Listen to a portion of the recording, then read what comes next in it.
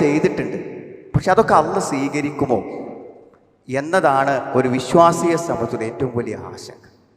അപ്പോൾ ഒരു നീണ്ട റമളാന്റെ കാലത്ത് നമസ്കാരങ്ങളും നോമ്പും ആരാധനകളും സ്വതക്കകളും എല്ലാം സ്വീകരിക്കപ്പെട്ടോ എന്നൊരു ചോദ്യം റമളാൻ കഴിയുമ്പോൾ നമ്മളിൽ നിന്ന് ഉണ്ടാവേണ്ടതല്ലേ?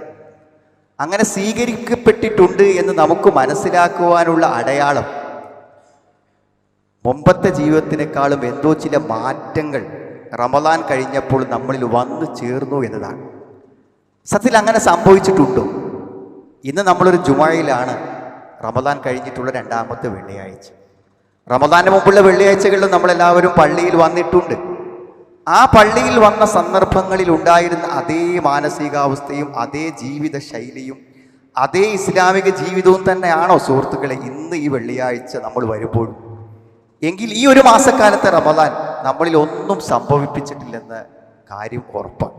അങ്ങനെയെങ്കിൽ റമളാൻ നമ്മളിൽ നിന്ന് സ്വീകരിക്കപ്പെടുമോ എന്ന് നമ്മൾ ആലോചിക്കേണ്ടതുണ്ട്. സത്യത്തിൽ എത്ര വലിയ അധ്വാനമാണ് നമ്മളെല്ലാം ചെയ്തത്. രാത്രി നമസ്കാരങ്ങൾ, അതേപോലെ തന്നെ പകല് പട്ടിണി കിടന്ന് നോമ്പ്, എല്ലാം പ്രവർത്തിച്ചിട്ട് അത് ഫലവത്താകണമെന്ന് നമ്മൾ ആഗ്രഹിക്കുന്നുവെങ്കിൽ റമളാനിന് ശേഷമുള്ള ജീവിതത്തിൽ നമ്മൾ ചില ശ്രദ്ധ ആവശ്യം. സത്യത്തിൽ റമളാൻ കൊണ്ട് നേടുന്നത് ഒരു ഊർജമാണ്, ഒരു ശക്തി. എന്ത് ശക്തി? നമ്മുടെ ജീവിതത്തെ മാറ്റാനുള്ള ഒരു ശക്തി ഒരു മാസം കൊണ്ട് ആർജിക്കുകയാണ് യഥാർത്ഥത്തിൽ നമ്മൾ ചെയ്തിട്ടുള്ളത് നമ്മൾ മനസ്സിലാക്കണം. റമളാനെ കുറിച്ച് വെറുതെ ഒന്ന് മനസ്സിലൊന്ന് കൊണ്ടുവന്ന് നോക്കുന്നെങ്കിൽ വളരെ വലിയ ത്യാഗമാണ് സുഹൃത്തുക്കളെ റമളാൻ എന്ന് പറയുമ്പോൾ. കാരണം മനുഷ്യൻ്റെ ഭൗതിക ജീവിതത്തിൻ്റെ ആ അവസ്ഥകൾക്ക് മാറ്റങ്ങൾ സംഭവിക്കണം. നമ്മുടെ ജീവിതത്തിൻ്റെ ഏറ്റവും പ്രധാന ഭാഗമാണ് ഭക്ഷണം. നേരം വെളുത്ത് വൈകുന്നേരം വരെ നമുക്ക് ഇഷ്ടമുള്ളത് ഭക്ഷിക്കുക എന്നുള്ളതാണ്. ആ ഭക്ഷണത്തെ പകൽ സമയത്ത് പാടെ നമ്മൾ മാറ്റിവെക്കണം. രാത്രി നമ്മൾ ഉറങ്ങുന്ന സമയമാണ്. അതുമാത്രമല്ല, അസമയങ്ങളിൽ നമ്മൾ ഇപ്പോൾ അത്താഴം എന്നൊരു സമയം, പലപ്പോഴും രാവിലെ എന്താ കഴിക്കുക എന്ന് ചോദിച്ചാൽ നമുക്കൊരു മെനു ഉണ്ട്, ഉച്ചക്ക് ഒന്നുണ്ട്. എന്നാൽ അത്താഴത്തിൻ്റെ മെനു എന്താണെന്ന് ചോദിച്ചാൽ ആർക്കും റമളാൻ കഴിഞ്ഞിട്ട് പോലും ഉത്തരം കിട്ടിയില്ല. ചില ആൾക്കാർ ഫ്രൂട്ട്സ് കഴിക്കും, ചില ആൾക്കാർ എന്തെങ്കിലും കുറച്ച് രാത്രിക്കത്തെ അവശേഷിക്കുന്ന ഭക്ഷണം കഴിക്കും, ചില ആൾക്കാർ ചോറ് കഴിക്കും. എല്ലാവർക്കും ഒരേ ഭക്ഷണമല്ല. കാരണം അത് അസമയത്ത് ഒരു മാസത്തിന് മാത്രം ആവശ്യമാകുന്ന ഒരു ഭക്ഷണമാണ്. ഇങ്ങനെയൊക്കെ നമ്മൾ ത്യാഗം സഹിക്കാൻ തയ്യാറാകുന്ന ആ മാസത്തിലെ ആ ത്യാഗത്തിൻ്റെ മനസ്സുണ്ടല്ലോ, അതിൻ്റെ അടിസ്ഥാനത്തിൽ എന്തൊരു ത്യാഗമാണ് നമ്മളെല്ലാം നമ്മുടെ ജീവിതത്തോട് ചേർത്ത് വെച്ചത് എന്നാണ് അടിസ്ഥാനപരമായ ചോദ്യം. നമ്മളെപ്പോഴും കേട്ടിട്ടുള്ളൊരു കാര്യമാണ്, നബി സ്വല്ലല്ലാഹു അലൈഹി വസല്ലമയുടെ ജീവിതത്തിൻ്റെ രാപ്പകലുകളെ മുഴുവനും കണ്ട ആയിഷ റളിയല്ലാഹു അൻഹയോട് ചോദിച്ചു, എന്താണ് പ്രവാചകന്റെ ജീവിതം? കാന ഖുലുഖുഹു അൽ ഖുർആൻ, ഖുർആനാണ് നബിൻ്റെ സ്വഭാവം. എന്താണ് അതിൻ്റെ വിശദീകരണം? നബിൻ്റെ സ്വഭാവം ഖുർആനാണെന്ന് പറഞ്ഞാൽ എന്താണ് അതിൻ്റെ വിശദീകരണം? സൂറത്ത് അൽ മുഅ്മിനൂനിൻ്റെ ആദ്യത്തെ 10 വചനങ്ങളെക്കുറിച്ച് പറഞ്ഞപ്പോൾ നബി സ്വല്ലല്ലാഹു അലൈഹി വസല്ലം പറഞ്ഞു, ലഖദ് ഉൻസിലത് അലയ്യ 10 ആയത്ത്, 10 ആയത്തുകൾ എനിക്ക് ഇറക്കപ്പെട്ടിട്ടുണ്ട്. മൻ അഖാമഹുന്ന ദഖലൽ ജന്ന.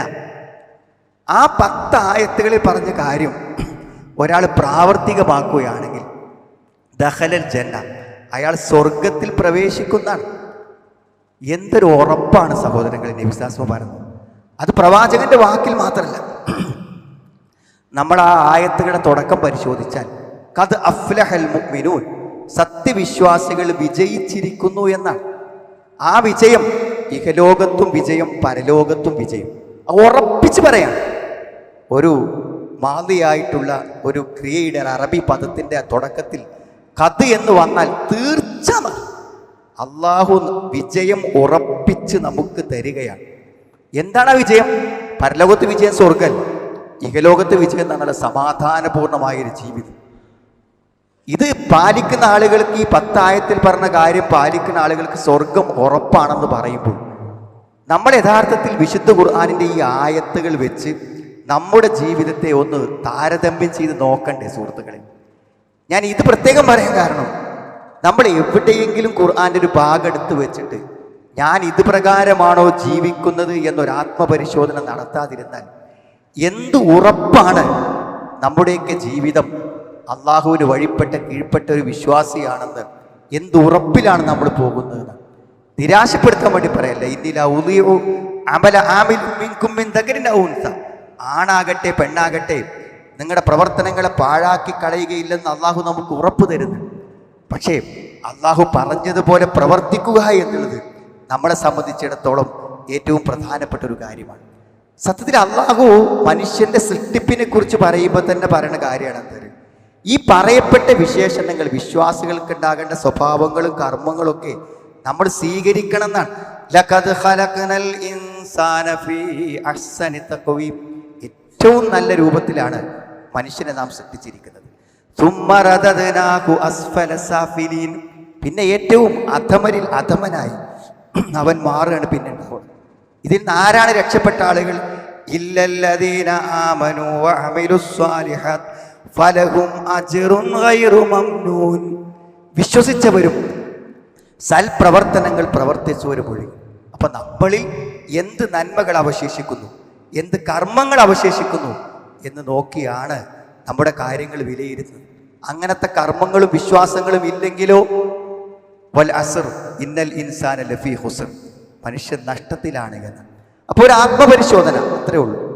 പല ചിട്ടകളും കണിശമായി പാലിക്കാൻ റമദാനിൽ നമുക്ക് സാധിച്ചുവെങ്കിൽ സുഹൃത്തുക്കളെ, റമദാനിൻ്റെ ആ ശക്തിയിൽ ചില നന്മകൾ, അതിൽ ഒന്നാമത് പറഞ്ഞ കാര്യം എന്താ അറിയോ?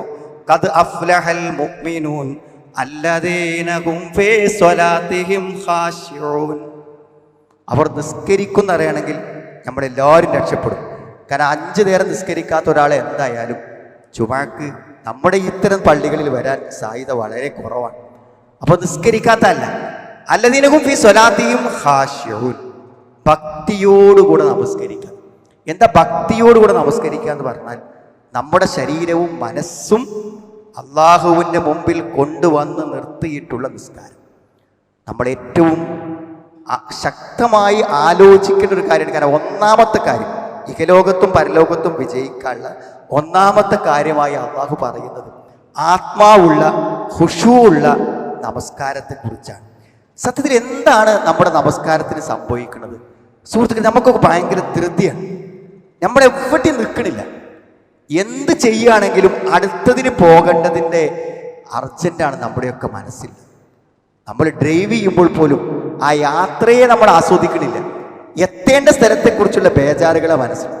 നല്ല ഭക്ഷണം മുന്നിൽ വെച്ച് കഴിക്കുമ്പോൾ പോലും അതിലേക്കൊന്ന് നോക്കുകയോ അതിൻ്റെ രുചിയെക്കുറിച്ച് ചിന്തിക്കുകയോ ചെയ്യുന്നില്ല. ഭക്ഷണം കഴിച്ചിട്ട് എവിടെ പോകാണ്ട് എന്ന് നമ്മൾ ആലോചിക്കണം. നിസ്കരിക്കുമ്പോൾ അങ്ങനെ തന്നെയാണ്.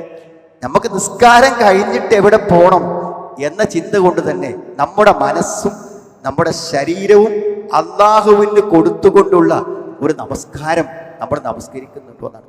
ഈ സൂഫിസത്തിൻ്റെ ആളുകളും ത്വരീഖത്തിൻ്റെ ആളുകളൊക്കെ ആളുകളെ വഴിതെറ്റിക്കാൻ വേണ്ടിയിട്ട്, അതായത് ശരിയായി ജീവിച്ചു പോകുന്ന ഒരുത്തനെ ഈ ത്വരീഖത്തിൻ്റെയും സൂഫിസത്തിൻ്റെയും വഴിയിൽ ചേർക്കാൻ വേണ്ടിയിട്ട് അവർ ഒരാളെ കിട്ടിയാൽ ദാവത്ത് നടത്തുമ്പോൾ ആദ്യം എന്താ ചോദിക്കാറിയോ?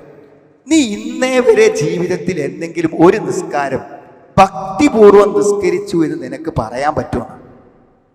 അപ്പൊ സത്യത്തിൽ നമ്മളൊക്കെ ആണെങ്കിലും അല്പനേരം ആലോചിച്ചിട്ട് എന്താ പറയാ, ഒരു നിസ്കാരം ആദ്യാവസാനം വരെ ഭക്തിപൂർവ്വം നിസ്കരിച്ചു എന്ന് നിനക്ക് പറയാൻ പറ്റുമോ എന്ന് ചോദിച്ചാൽ ഒരുപക്ഷെ നമ്മളും അറിയാതെ പറയും എനിക്ക് പറ്റൂല. അപ്പൊ ഭക്തിപൂർവ്വം നിസ്കരിക്കാതെ നീ എങ്ങനെ സ്വർഗത്ത് പോവാന്ന് ചോദിച്ചാൽ നിനക്ക് സ്വർഗത്തിൽ പോകുന്ന നിസ്കാരം. അപ്പൊ നിസ്കാരത്തിന് ഭക്തി കിട്ടാൻ അവർക്ക് എന്താണ് പരിഹാര മാർഗം പറയാനുള്ളത്? അള്ളാഹുവിൻ്റെ സത്തയിൽ നമ്മൾ വിലയം പ്രാപിക്കുക, അല്ലാതെ പറ്റില്ല. ത്വരീഖത്തിൻ്റെ ഷേഖിലൂടെ എന്ത് ചെയ്യുക, അള്ളാഹുവിൻ്റെ പ്രകാശത്തിലേക്ക് എത്തുക എന്ന വളരെ തെറ്റായ പിഴച്ച ഒരാശയം സമർത്ഥിക്കാൻ വേണ്ടി അവർ ചോദിക്കുന്ന ആദ്യ ചോദ്യം അതാണ്. അങ്ങനെയൊന്നും അല്ലെങ്കിലും നമ്മൾ ചിന്തിക്കേണ്ടതാണ്, നിസ്കാരം ഭക്തിയോടെ എനിക്ക് നിർവഹിക്കാൻ പറ്റുന്നുണ്ടോ എന്ന്. സുഹൃത്തുക്കളെ, വളരെ വലിയ അധ്വാനം അതിനാവശ്യമാണെങ്കിലും അത് സാധിച്ചാൽ പിന്നെ ജീവിതത്തിൽ ഒന്നും നമ്മൾ പേടിക്കേണ്ട. എന്താ പറയുക, വസ്തഈനു ബിസ്സബ്രി വസ്സല. നിസ്കാരം ശരിയായി നിർവഹിക്കുന്ന ഒരുത്തൻ്റെ എല്ലാ കാര്യവും അള്ളാഹ് എളുപ്പാക്കി കൊടുക്കും. നമ്മുടെ ബിസിനസ് ആവട്ടെ, നമ്മുടെ ജീവിത പ്രയാസങ്ങളാകട്ടെ, രോഗങ്ങളാകട്ടെ, ബുദ്ധിമുട്ടുകളാകട്ടെ, എല്ലാം അള്ളാഹു നമുക്ക് എളുപ്പമാക്കി തരും. നിസ്കാരം മാത്രം നമ്മൾ കണിശമായി ശ്രദ്ധിച്ചാൽ മതി. അതുകൊണ്ട് സുഹൃത്തുക്കളെ, നിസ്കാരം ഭക്തിപൂർവ്വമാകണമെങ്കിൽ എന്ത് വേണമെന്നറിയും? അതിനൊരു പശ്ചാത്തലം വേണം. അതധികവും പള്ളിയിൽ നിന്നാണ് നടക്കുക. നിർബന്ധമായും പള്ളിയിൽ വെച്ച് നിസ്കരിക്കാൻ നമ്മൾ പരിശ്രമിക്കാം. നമുക്കതിന് പറ്റും. കാരണം നമ്മൾ എവിടെയാണെങ്കിലും അവിടെ അടുത്ത് പള്ളിയുണ്ട്. യാത്ര ചെയ്യുകയാണെങ്കിൽ ഇപ്പം ഈ റമദാനിന് ശേഷമുള്ള നമ്മുടെ ജീവിതത്തിൽ ഇനിയുള്ള എൻ്റെ നമസ്കാരങ്ങൾ പള്ളിയിൽ വെച്ചായിരിക്കും എന്ന് തീരുമാനിക്കാൻ പുരുഷന്മാരെ സംബന്ധിച്ചിടത്തോളം എന്തൊരു പ്രയാസമാണുള്ളത്. പക്ഷെ അങ്ങനെ ഒരു തീരുമാനം ഉണ്ടാവുകയും അത് കണിശമാവുകയും ചെയ്യും. വൈകുന്നേരം ഉറങ്ങാൻ കിടക്കുമ്പോൾ ആലോചിക്കുക, ഇന്ന് എത്ര നിസ്കാരം എനിക്ക് പള്ളിയിൽ വെച്ച് ജമാഅത്തായി നിർവഹിക്കാൻ പറ്റും. ഞാൻ വെറുതെ പറയില്ല, നിങ്ങളൊന്ന് തീരുമാനിച്ചു നോക്കി. അത് ജീവിതത്തിൻ്റെ ഒരു വലിയ മാറ്റത്തിൻ്റെ തീരുമാനമായിരിക്കും എന്ന കാര്യത്തിൽ യാതൊരു സംശയവുമില്ല. രണ്ടാമത്, ഒരു വിശ്വാസിക്ക് ഉണ്ടാവണം അവൻ്റെ ദുനിയാവും ആഖിറവും വിജയിക്കാൻ വേണ്ടി അള്ളാഹു പറഞ്ഞ രണ്ടാമത്തെ കാര്യം കൂടെ ആലോചിക്കണം. സക്കാത്തൊക്കെ പറയാൻ പോകുന്നുണ്ട്, പക്ഷെ സക്കാത്തൊന്നല്ല രണ്ടാമത് അള്ളാഹു പറഞ്ഞത്. വല്ലദീനഹും അനിൽ ലഗ്വി മുഅ്രിദൂൻ, അനാവശ്യ കാര്യങ്ങളിൽ നിന്ന് അവർ തിരിഞ്ഞു കളയുന്ന. നമ്മളെ മൊബൈലിൻ്റെ സ്ക്രീൻ ടൈം ഒന്ന് നോക്ക്. നേരം വെളുത്ത് ഉറങ്ങുന്നതിലിടക്ക് മൊബൈൽ ഫോണിൽ നമ്മൾ എത്ര നേരം ചെലവഴിച്ചു സുഹൃത്തുക്കൾ? ചെലവഴിച്ച സമയം 2 മണിക്കൂറോ 3 മണിക്കൂറോ 4 മണിക്കൂറോ ആവട്ടെ, ആ 4 മണിക്കൂർ സമയം ഇത്രമാത്രം തിരക്കും പ്രശ്നങ്ങളൊക്കെ ഉള്ള ഞാനും നിങ്ങളും മൊബൈലിൽ ഇരുന്നിട്ട് എന്തു കിട്ടി? അതിൻ്റെ ഉത്തരം പറയേണ്ടത്. എന്താ കിട്ടിയത്? വെറുതെ ഒരു നേരം പോക്കിന് വേണ്ടിയാണോ? പാടില്ല. അനാവശ്യ കാര്യങ്ങളിൽ നിന്ന് തിരിഞ്ഞു കളയാന്നുള്ളതിൻ്റെ തഫ്സീർ നോക്കിയാൽ ശിർക്ക് മുതൽ എന്തെല്ലാം പാപങ്ങളുണ്ടോ ആ പാപങ്ങൾ മുഴുവനും അവഗണിക്കുന്നതിൽ ഈ ആയത്തിൻ്റെ പരിധിയിൽ വരുന്നതാണ്. എന്ന് പറഞ്ഞാൽ തെറ്റുകളിൽ നിന്ന് മാറി നിൽക്കുക. എല്ലാ തെറ്റുകളും, കാരണം തെറ്റുകൾ ആവശ്യമില്ലാത്തതാണ്. എന്തെങ്കിലും ഒരു തെറ്റ് കൊണ്ടൊരു പ്രയോജനമുണ്ടോ സുഹൃത്തുക്കളെ? ഒരു പ്രയോജനം. അതുകൊണ്ട് തെറ്റുകളിൽ നിന്ന് മാറി നിൽക്കുന്നത് അടക്കമുള്ള അനാവശ്യമായ എല്ലാ കാര്യങ്ങളും. ഒരാളെ പറ്റിയൊരു കുറ്റം പറയുകയാണെങ്കിൽ നമ്മളത് കേൾക്കാതിരിക്കുക, നമ്മൾ പറയാൻ കൂടാതിരിക്കുക. വെറുതെ മ്യൂസിക് വെച്ച് എത്രയോ സമയം, അല്ലെങ്കിൽ ഇരിക്കുന്ന സമയം മുഴുവനും ഗെയിം കളിച്ച് സമയം കളയുന്ന ആളുകൾ. എല്ലാ അനാവശ്യ കാര്യങ്ങളും ജീവിതത്തിലൊരു വലിയ തിരുത്തായിരിക്കും അനാവശ്യ കാര്യങ്ങളെ അവഗണിക്കുക എന്ന് പറഞ്ഞാൽ. ഇതൊന്നും വേണമെങ്കിൽ ചെയ്യേണ്ട കാര്യമല്ല കേട്ടോ. ഒരു വിശ്വാസിക്ക് വിജയം വേണോ, ദുനിയാവിന് വിജയം വേണോ, പരലോകത്ത് വിജയം വേണോ, അവൻ ഉറപ്പായും ഉണ്ടാവേണ്ട കാര്യം. അപ്പം ഇനിയിപ്പോൾ മൊബൈൽ എന്തായാലും കയ്യിൽ നിന്ന് വെക്കാൻ നമുക്കാർക്കും പറ്റൂല. അങ്ങനെയെങ്കിൽ സുഹൃത്തുക്കളെ, പ്രയോജനമുള്ള ഒരു കാര്യത്തെക്കുറിച്ച് നമുക്ക് ചിന്തിച്ചൂടെ? അതിൽ നമ്മൾ കേൾക്കുന്നതോ അത് നോക്കുന്നതോ നമുക്ക് ഉപകാരമുള്ള ഒരു കാര്യമാകട്ടെ എന്ന് ചിന്തിച്ചാൽ ഈ കടയിലൊക്കെ എത്രയോ സമയം വെറുതെ ഇരിക്കും. കസ്റ്റമർ ഇല്ലാത്ത സമയത്ത് സെയിൽസ്മാൻമാരാണെങ്കിലും അല്ലെങ്കിൽ ക്യാഷിലിരിക്കുന്ന ആളുകളാണെങ്കിലും എത്ര സമയമാണ് വെറുതെ ഇരിക്കുന്നത്. ഞാൻ ഈ റമദാൻ നമുക്ക് നൽകിയ ഒരു ശക്തി എന്താണെന്ന് വെച്ചാൽ പ്രവർത്തന നിരതമായ ഒരു കാലമാണ് അല്ലേ. ആ 30 ദിവസത്തെ നമുക്ക് നഷ്ടബോധമല്ല. കാരണം ഒരു ഒഴിവ് കിട്ടിയോ അപ്പോൾ ഖുർആൻ എടുത്തു, ഒരു സമയം കിട്ടിയോ നമ്മൾ പള്ളിയിലെത്തി. എല്ലാ സന്ദർഭത്തിലും 9ഉം 10ഉം പ്രാവശ്യമൊക്കെ ഖത്തം തീർത്ത ആളുകളുണ്ട്. സമയം പാഴാക്കാതെ പ്രയോജനപ്പെടുത്തി എന്നതാണ് റമദാനിന്റെ 30 പകലുകൾ നമുക്ക് തന്ന ശക്തിയെങ്കിൽ സുഹൃത്തുക്കളെ, സമയം പാഴാക്കുന്നതിലേക്ക് നാം നമ്മുടെ ജീവിതം തിരിച്ചു പോയിക്കൊണ്ടിരിക്കുക. അവിടെയാണ് സമയം നഷ്ടപ്പെടുത്തില്ലെന്ന ഒരു തീരുമാനം ആ റമദാനിൽ കിട്ടിയ ഊർജത്തിന്റെ അടിസ്ഥാനത്തിൽ നമുക്കുണ്ടാവേണ്ടതുണ്ട്. മൂന്നാമത് പറഞ്ഞ കാര്യം എന്താണ്? വല്ലദീനഹും ലിസ്സകാത്തി ഫാഇലൂൻ, അവർ സക്കാത്ത് കൊടുക്കുന്നു. റമദാനിൽ നമ്മുടെ മുറ്റത്ത് ആളുകൾ വന്ന് എന്തെങ്കിലും സഹായിക്കണം എന്ന് പറഞ്ഞു. എന്താ റമദാൻ അല്ലാത്ത കാലത്ത് വരാത്തത്? റമദാനക്ക് വന്ന് നീട്ടുന്ന കൈകളെ ഒരു പിശുക്കനും മടക്കി വിടുകയില്ലെന്ന് ആ കൈ നീട്ടുന്നവർക്കറിയാം അല്ലേ. നമ്മുടെ പള്ളികളിലും സ്ഥലങ്ങളിലൊക്കെ എത്രയാണ് കലക്ഷന് വേണ്ടി ആൾക്കാർ വന്നത്. ഒരു മടുപ്പുമില്ലാതെ നമ്മളൊക്കെ കൊടുത്തില്ലേ സുഹൃത്തുക്കളെ? അവസാനത്തെ 10-ലായിരിക്കും ഏറ്റവും അധികം കൊടുത്തിരിക്കുക. സിദ്ക്ക് എന്നുള്ളതും സ്വതക്ക എന്നുള്ള വാക്കും തമ്മിൽ ബന്ധമുണ്ട് എന്ന് പറഞ്ഞാൽ നമ്മുടെ ഈമാൻ, നമ്മുടെ ഉള്ളിൽ ഈ സ്വർഗവും നരകമൊക്കെ ആ വിചാരം നമ്മളെയൊക്കെ മനസ്സിലുണ്ടെങ്കിൽ സുഹൃത്തുക്കൾ നമ്മൾ കൊടുത്തിരിക്കുന്നു. ഈമാൻ ഉണ്ട് എന്ന് തെളിയിക്കാനുള്ള വഴിയാണെന്ന് കൊടുക്കുക എന്നുള്ളത്. ആരും നമ്മളിന്ന് പിടിച്ചു വാങ്ങുന്നില്ല. ഇസ്ലാമിക സർക്കാരുകളുടെ സ്ഥലത്തെ പോലെ അവിടുത്തെ ഉദ്യോഗസ്ഥന്മാർ വന്ന് ടാക്സ് വാങ്ങും പോലെ വാങ്ങില്ല സുഹൃത്തുക്കളെ സക്കാത്ത്. ആ സക്കാത്ത് കൊണ്ടുപോയി കൊടുത്തെങ്കിൽ മാത്രമുള്ളൂ അതിൻ്റെ ആ കടമ, ആ കർത്തവ്യം നമുക്ക് തീരും. കൊടുക്കുക എന്നുള്ളത് അത് റമദാനിൽ നമുക്കുണ്ടായ ഒരു വലിയ മനസ്സാണ്. നമ്മൾ നിർത്തരുത്. ഒന്നും വേണ്ട. ഇപ്പം നമ്മൾ എത്ര വലിയ സാമ്പത്തിക ബുദ്ധിമുട്ടുള്ള ആളാണെങ്കിലും നമ്മുടെ വീട്ടിൽ എന്ത് ചെയ്യാൻ പറ്റും? ചെറിയൊരു പെട്ടി വെക്കുന്നു, നമ്മുടെ ചില്ലറ പൈസകൾ ഇടുന്നു. സുഹൃത്തുക്കൾ, എന്തെങ്കിലും ഒരു നല്ല കാര്യത്തിന് കൊടുക്കേണ്ടി വരുമ്പോൾ അതെടുത്തു കൊടുത്താൽ പോലും വലിയ സംഖ്യകൾ നമുക്ക് നൽകാൻ പറ്റും. സക്കാത്ത്, എന്തെങ്കിലും ദാനശീലം, ആളുകളെ സഹായിക്കാനുള്ള ഒരു മനസ്സ് യഥാർത്ഥത്തിൽ റമദാന്റെ 30 പകലുകൾ ദാനം നൽകിയിട്ടും നമുക്കുണ്ടായി വന്നിട്ടുണ്ടോ? ഒരു ബക്കറ്റ് മുന്നിൽ വരുമ്പോൾ, അല്ലെങ്കിൽ ഒരു പ്രയാസപ്പെടുന്ന ഒരു അയൽവാസിയെ കാണുമ്പോൾ ഒരാളെ ഭക്ഷണം നമ്മുടെ കൈകൊണ്ടാവട്ടെ എന്ന് ചിന്തിക്കാൻ നമുക്ക് കഴിയണം. മറ്റൊന്ന്, വിശുദ്ധ ഖുർആൻ പറയുന്ന കാര്യം നമ്മൾ ആലോചിക്കുക. എന്തൊക്കെ തെറ്റുണ്ടില്ലേ? മദ്യപാനം എല്ലാ തിന്മകളുടെയും മാതാവാണ്. പലിശ തൻ്റെ മാതാവിനെ വ്യഭിചരിക്കുന്ന തുല്യമായ പാപമാണ്. അതൊന്നല്ല അന്ന് അവിടെ പറഞ്ഞത്. ഒരു വിശ്വാസിയുടെ വിജയത്തിന് ആവശ്യമായി അവൻ വിട്ടു നിൽക്കേണ്ട പാപം ഏതാണ്? വല്ലദീനഹും ലിഫുറൂജിഹിം ഹാഫിളൂൻ ഇല്ലാ അലാ അസ്വാജിഹിം ഔ മാ മലക്കത് അയ്മാനുഹും ഫഇന്നഹും ഗൈറു മലൂമിൻ. ആർക്കാ പറയാൻ പറ്റുക? ആർക്കാ ഉറപ്പ് പറയാൻ പറ്റുക? എൻ്റെ ഗുഹ്യസ്ഥാനങ്ങളെ, എൻ്റെ സ്വകാര്യതകളെ ഞാൻ 100% സൂക്ഷിക്കുന്നു എന്ന് എത്ര പേർക്ക് പറയാൻ പറ്റും? അള്ളാഹു അതല്ലേ ഉൾപ്പെടുത്തിയ സുഹൃത്തുക്കളെ. ദുനിയാവിൽ വിജയിക്കണോ? മനസ്സിൽ അത്തരം വൈകാരിക ചിന്തകൾ ഇല്ലാതാവും. മനസ്സ് കുടുങ്ങിപ്പോകുന്നു, മനസ്സ് ഇടുക്കായി പോകും. അവിഹിതമായ ചിന്തകൾ മനസ്സിൽ കൊണ്ടുനടക്കുന്ന ആളുകളുടെ മനസ്സ് എപ്പോഴും ഇടുങ്ങിക്കിടക്കും. അവിടെ മനസ്സുകൾ കടുത്തു പോകും. എപ്പോഴും ആ പാപത്തിൻ്റെ ഇരുട്ട് അവരെ മനസ്സിനെ മൂടിക്കൊണ്ടിരിക്കും. നോക്കൂ നിങ്ങൾ, അത്തരം രംഗത്തിൽ ഒരു സൂക്ഷ്മത. സ്വന്തം ഇണകളിലല്ലാതെ, സ്വന്തം ഭാര്യമാരിലല്ലാതെ, ഭർത്താക്കന്മാരില്ലാതെ അങ്ങനത്തെ ഒരു ചിന്തല്ല.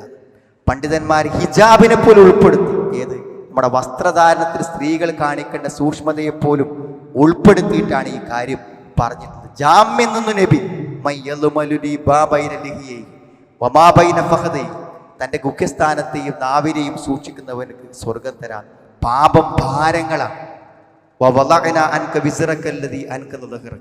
നിന്റെ മുതുകൊടിച്ച് കളയുന്ന പാപഭാരങ്ങളെ നിന്നെ ഇറക്കി വെച്ചു. ഓരോ തിന്മയും സുഹൃത്തുക്കളെ നമ്മുടെ ജീവിതത്തിന് ഭാരമാണ്. ആ ഭാരമില്ലാതെ ജീവിക്കണമെങ്കിൽ, തെറ്റുകളില്ലാതെ ജീവിക്കാൻ നമുക്ക് സാധിക്കണം. മറ്റൊന്ന് പറഞ്ഞത് അമാനത്താണ്. നമ്മുടെ അമാനത്തുകൾ നിർവഹിക്കുക. നമുക്ക് നമ്മുടെ കടമകൾ നിർവഹിക്കാതെ ഒരു മനസ്സമാധാനം കിട്ടൂല. ഭാര്യനെ നോക്കാത്ത ഒരാൾക്ക് എന്ത് മനസ്സമാധാനം? കുട്ടികളെ നോക്കാത്ത ഒരാൾക്ക് എന്ത് മനസ്സമാധാനം കിട്ടുക? മുതലാളിന്ന് ശമ്പളം വാങ്ങിയിട്ട് പണിയെടുക്കാത്തവന് എന്ത് മനസ്സമാധാനം കിട്ടുക? സുഹൃത്തുക്കളെ, രാവിലെ വന്ന് ഒപ്പിട്ട് ഓഫീസിൽ കയറിയിരുന്ന് ഫയൽ നോക്കാത്ത, ജോലി നോക്കാത്ത ഒരാൾക്ക് എന്താ കിട്ടുക? കുട്ടികൾ ക്ലാസ്സിലിരിക്കുമ്പോൾ തൻ്റെ ടൈം ടേബിൾ പ്രകാരം താൻ പോകേണ്ട ക്ലാസ്സിൽ പോകാതെ സ്റ്റാഫ് റൂമിൽ മൊബൈൽ നോക്കിയിരിക്കുന്ന ഒരു അധ്യാപകൻ, ഒരു ജോലിക്കാരൻ എന്ത് സമാധാനം കിട്ടുക? നമ്മുടെ ബാധ്യതകളെ നമ്മൾ നിർവഹിക്കാതെ വല്ലദീനഹും ലി അമാനാതിഹിം വഅഹദിഹിം റാഊൻ, അവരുടെ അമാനത്തുകളെ നിർവഹിക്കുന്നവരാണ്. അള്ളാഹു നമുക്കറിയിച്ചു തന്ന ഈ വിശേഷണങ്ങളെ, ഈ ഗുണങ്ങളെ ശരിയായി നമ്മുടെ ജീവിതത്തിലേക്ക് ചേർത്ത് വെച്ച് ഒരു പുതിയ മാറ്റം. കഴിഞ്ഞ റമദാൻ കഴിഞ്ഞപ്പോൾ ഞാൻ കുറച്ചൊന്ന് മാറിയിട്ടുണ്ട് എന്ന് മനസ്സാക്ഷിയോട് പറയാൻ പറ്റുമെങ്കിൽ കഴിഞ്ഞ റമദാൻ ഫലപ്രദമായി എന്ന് പറയാൻ പറ്റും. ശരിയായ വിശ്വാസിയായി അമൽ സ്വാലിഹാത്തുകളോടുകൂടെ ജീവിക്കാൻ അള്ളാഹു നമുക്കെല്ലാവർക്കും തൗഫീഖ് പ്രദാനം ചെയ്യുമാറാകട്ടെ. അൽഹംദുലില്ലാഹി ഹംദൻ കസീറൻ തയ്യിബൻ ഫീ വസല്ലല്ലാഹു അലാ മുഹമ്മദിൻ വഅലാ ആലിഹി വസ്ഹബിഹി അജ്മഈൻ. അമ്മാ ബഅദ്. സഹോദരങ്ങളെ, ഒരിക്കൽ കൂടെ അള്ളാഹുവിനെ സൂക്ഷിച്ച് ജീവിക്കാൻ വേണ്ടി എന്നെയും നിങ്ങളെ ഞാൻ ഓർമ്മപ്പെടുത്താൻ ഇത് പറഞ്ഞ് അള്ളാഹു ഈ വിശേഷണങ്ങൾ അവസാനിപ്പിക്കുമ്പോൾ പറഞ്ഞത് വല്ലദീനഹും അലാ സ്വലവാത്തിഹിം യുഹാഫിളൂൻ, അവിടെ നമസ്കാരങ്ങളിൽ അവർ ശ്രദ്ധ പുലർത്തും. ഇപ്പോൾ തുടക്കത്തിലും നിസ്കാരം പറഞ്ഞത്, അവസാനത്തിലും നിസ്കാരമാണ്. ഇവിടെ നിസ്കാരത്തെക്കുറിച്ച് പറഞ്ഞത് അവിടെ നമസ്കാരത്തിൽ നിതാന്തമായ ശ്രദ്ധ പുലർത്തുന്നു എന്ന് പറഞ്ഞാൽ എങ്ങനെയെങ്കിലും നിസ്കരിക്കല്ല, ശരിക്കും അതിൻ്റെ ഓതു കൊടുക്കണം, ആ കിബില ശരിയാവണം, വൃത്തി വേണം, ആ സുജൂദാകണം, എല്ലാ അവയവങ്ങളും നിലത്ത് തട്ടണം, റക്കാത്തുകൾ പൂർണ്ണമാകണം, പ്രാർത്ഥനകൾ ശരിക്ക് ചൊല്ലണം. ഇങ്ങനെയൊക്കെ നിർബന്ധം ആർക്കാണ് ഉണ്ടാവുക? ആ നിസ്കാരത്തിൽ ശ്രദ്ധയുള്ളവർക്കേ ഉണ്ടാവുള്ളൂ. ഇപ്പോൾ വൈലുല്ലിൽ മുസല്ലീൻ അല്ലദീനഹും അൻ സ്വലാത്തിഹിം സാഹൂൻ, നിസ്കരിച്ച് പാപം വാങ്ങുന്നവർ, നിസ്കരിച്ച് ശിക്ഷ വാങ്ങുന്നവർ ശ്രദ്ധയില്ലാതെ നിസ്കരിക്കുന്നവരാണെന്ന് ഖുർആൻ പറയുന്നുണ്ട്. അതുകൊണ്ട് നിസ്കാരത്തിൻ്റെ കാര്യം തന്നെ കൂടുതൽ ജാഗ്രതയോടുകൂടെ നിർവഹിക്കാൻ നമ്മൾ പരിശ്രമിക്കണമെന്നതാണ് അവസരം. നിസ്കാരത്തിൽ വരുന്ന തകരാറുകൾ അതാണ് നമ്മുടെ ജീവിതത്തെ പരാജയത്തിലേക്കും അരാജകത്തിലേക്കും നയിക്കുന്നത്. ഫഖലഫ മിൻ ബഅദിഹിം ഖൽഫ് അളാഉസ്സലാം, നിസ്കാരം പാഴാക്കിക്കളെ. ഇപ്പോൾ നമസ്കാരത്തിൽ മുമ്പൊന്നുമില്ലാത്ത ഒരു ശ്രദ്ധ നമ്മളെല്ലാവരും പുലർത്താൻ നമ്മൾ പരിശ്രമിക്കണം.